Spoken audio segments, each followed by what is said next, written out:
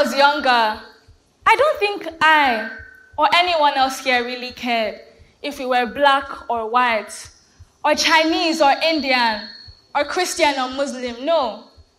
We all just had fun, regardless of our differences.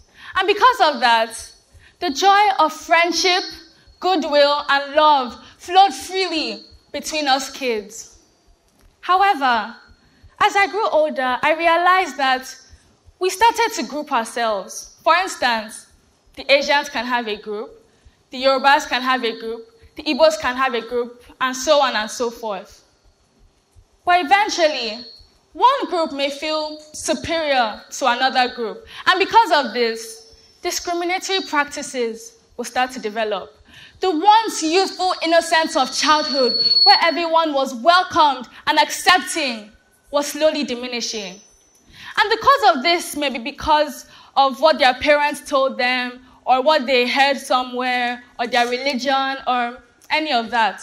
But the roots of it is, each and every one of us has adapted to this change.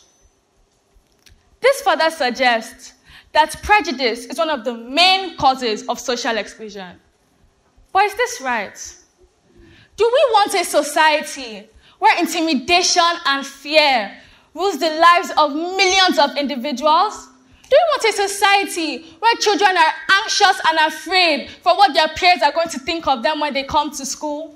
Don't we want an educational experience that will be beneficial to us all? We can start now, and we can start by accepting our differences.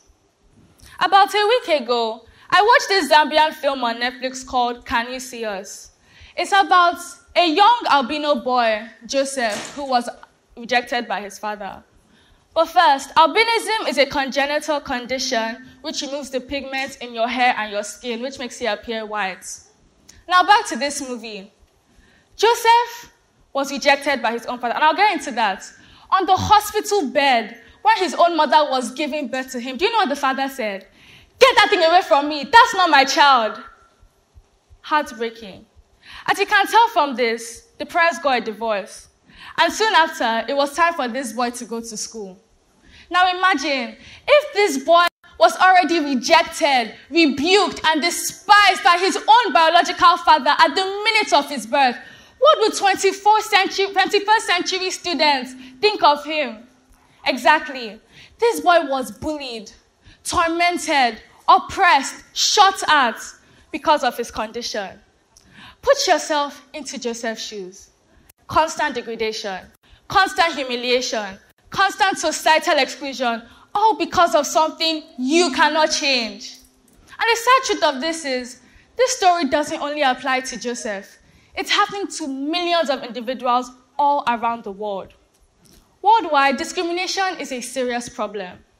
Did you know that the YMCA's Young and Black report shows 95% of Black British students say they have been called racial slurs every day? Please, do we as a community believe this is fair? Personally, I will never understand the concept of racism. How can one be so triggered and provoked because of another person's skin color? How can one be so irritated and pissed off because someone has a different skin color than them? And this doesn't only apply to race. It happens to your ethnicity, your nationality, your gender, and other factors you cannot change. That's a story for another day. I'd like to tell you guys about one of my friend's cousin, Augusta. She's a 16-year-old high schooler who was the main target at her school. And by main target, I don't mean everyone is approaching her, everyone loves her. No.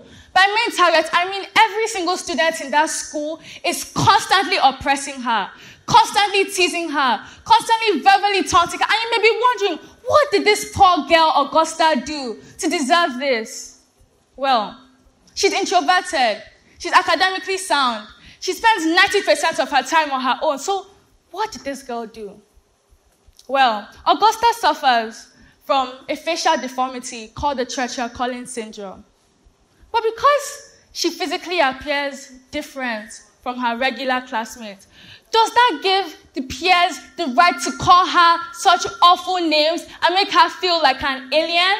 This girl was neglected out of all her school activities. If she says X, everybody says Y. If they put her in a group, nobody wants to be in her group. Is this right? Because of this, Augusta developed a phobia of going to school. It started as little as her skipping a few classes or skipping a few periods of school.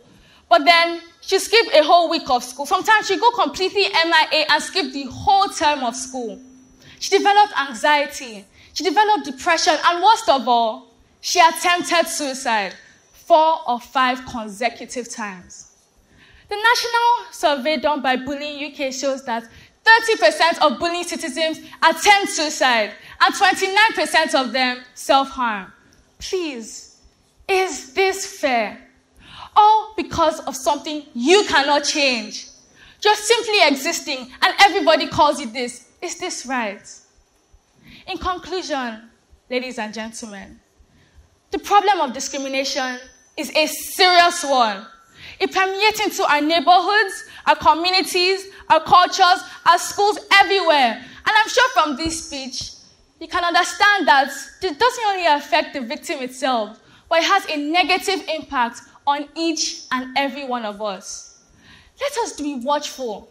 Let us hear the quiet screams of those who suffer in the background. It calls on us to be a community that encourages kindness to people who are suffering like this. And like Andre Lloyd once said, it is not our differences that divide us. It is our inability to recognize, to celebrate, and to accept those differences. Thank you.